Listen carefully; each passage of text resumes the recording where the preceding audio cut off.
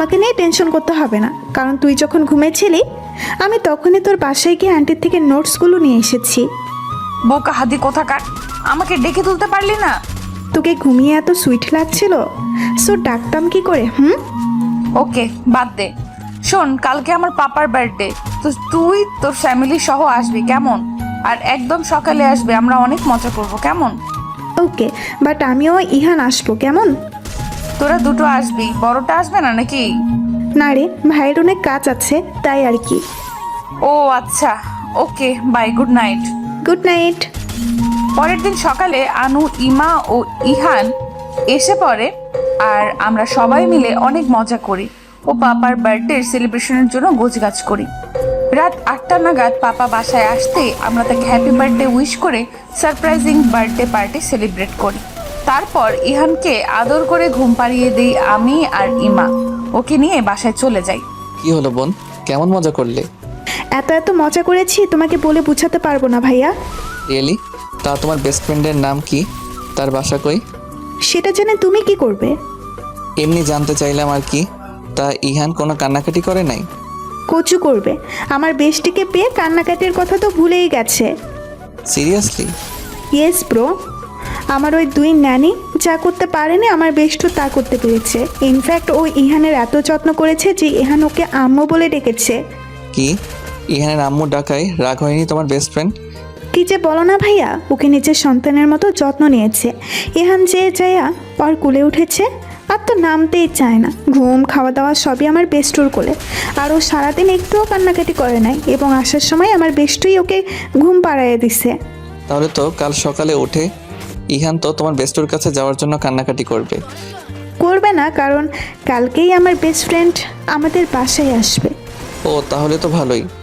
তুমি জানো ভাইয়া, আঙ্কেল আন্টি অনেক ভালো। আন্টি আমার মতো যত্ন নিয়েছে যে আমার মনেই হয়নি আমি আমার বেস্টুর বাসায় আছি। ইনফ্যাক্ট আন্টি আমাকে নিজের হাতে খাবার খাইয়ে দিচ্ছে, আর আঙ্কেল আমাকে বাসায় দিয়ে গেছে। তারা বলছিল আজকে তাদের কাছেই থাকতে, কিন্তু আমরা থাকলে তো তুমি একা হয়ে যেতে, তাই না? তাই আমরা বাসায় চলে এসেছি। ও তাই? তা তোমার বেস্টুর নাম কি সেটা তো বললে না। কালকে তো আসবে, কালকে দেখে নিও আর নামটাও জেনে নিও কেমন? ওকে, গুড নাইট। গুড নাইট ভাইয়া। পরের দিন সকালে ঘুম থেকে উঠে ফ্রেশ হয়ে ব্রেকফাস্ট করে কিচেনে গিয়ে ইহানের জন্য ইলিশ পোলাও করে আনি, কারণ আব্বুর বার্থডেতে আমি ওর জন্য আলাদা করে ইলিশ পোলাও করেছিলাম আর ও সেটা অনেক মজা করে খেয়েছে। আর ও সারাক্ষণ আমার কোল কাছেই ছিল, আর আমি ওকে এক মুহূর্তের জন্য আমার থেকে আলাদা করিনি, কারণ ওই অল্প সময় ওর প্রতি আমার মায়া পড়ে গেছে। তাই আমি তাড়াতাড়ি ওর জন্য ঝাল ছাড়া ইলিশ পোলাও রান্না করে ইমা ও পুলিশের জন্য সর্ষে ইলিশ রান্না করে নিয়ে ওদের ফ্ল্যাটে চলে যায়। সেখানে গিয়ে কলিং বেল চাপতেই দারোয়ান এসে গেট খুলে দেয় আর ইমা আমাকে জড়িয়ে ধরে, আমার হাত থেকে বক্সগুলো নিয়ে আমাকে 3 তলায় ওদের বাসায় নিয়ে যায়। বাসায় ঢুকতেই ইহানের কান্না শুনতে পাই, তাই এক ছুটে ওর কাছে চলে যাই। ওর কাছে যেতে ও আমাকে জড়িয়ে ধরে বলে,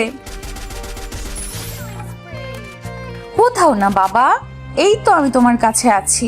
তখন ইমা এসে বলে, তোদের ভালোবাসা দেখলে না মা ছেলের ভালোবাসা বলে মনে হয়। তাই নাকি? তা তোরা দুটোই বাসায় আছিস? আর বড়টা কই? ভাইয়া তো ঘুমে। কি এখনো ঘুমে? নাকি থানায় যাবে না নাকি? সেটা আমি জানবো কি করে? তুই গিয়ে জিজ্ঞেস কর। কি যে বলস না তুই, ওনার রুমে গেলে উনি কি ভাববে? ভাইয়া কিছুই ভাববে না, কারণ ভাইয়া অনেক ফ্রি মাইন্ডের মানুষ। তাহলে যাবো বলছিস? হ্যাঁ জানা, ভাইয়া কিচ্ছু বলবে না। মম, পাপার কাঁধে তোলো না। পাপা? আসলে ও তো আব্বু আম্মুকে দেখেনি, তাই ভাইয়াকে পাপা বলে ডাকে। আর মা মানে মাম ডাকার জন্য তো তোকে পেয়ে গেছে, তাই তুই জানা ভাইয়ের রুমে যা। তারপর আমি পিচ্চু ইহানটাকে কোলে নিয়ে পুলিশের রুমে চলে যাই। সেখানে গিয়ে দেখি বেটা পুলিশ 2 ঠ্যাং 2 দিকে দিয়ে মটকা মেরে পড়ে পড়ে ঘুমাচ্ছে। তাই আমি সোজা গিয়ে পূর্ব দিকের জানলার পর্দা সরিয়ে ওনার বেড সাইডে গিয়ে দাঁড়াই। আর তখনই সূর্যের আলো সরাসরি ওনার মুখে এসে পড়ে আর উনি আমাকে ইমা করে বলেন, বোন, আমি 4 দিনের ছুটি নিয়েছি, সো প্লিজ আমাকে ঘুমোতে দে। না, দিব না। তুমি উঠো পাপা, আমি মামকে নিয়ে যেতে। তখনই উনি চোখ ডলতে ডলতে উঠে বসেন আর আমি স্লিপ করে পিচ্চুকে নিয়ে ওনার উপরে পড়ে যাই। আর উনি তখনই আমাকে ও পিচ্চুকে জড়িয়ে ধরে, ভালো করে আমার দিকে তাকিয়ে আমাকে দেখে মিষ্টি